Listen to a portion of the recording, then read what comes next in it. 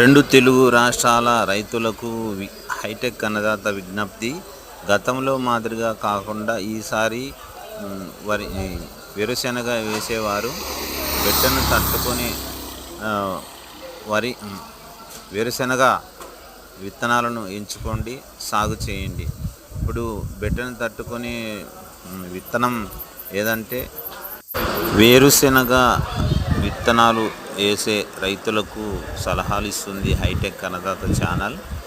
గతంలో మాదిరిగా కాకున్నట్లుగా ఇప్పుడు మీరు ఒక కొత్త వంగడమైన 18-12 రకం వేసుకుంటే అంటే రైతులకు మేలు అన్నమాట. ఇది బెట్టను తట్టుకుంటుంది. వారం రోజులు వర్షం లేకుంటే నీళ్ళు లేకున్నా కూడా హ్యాపీగా చెట్టు వాడిపోదు.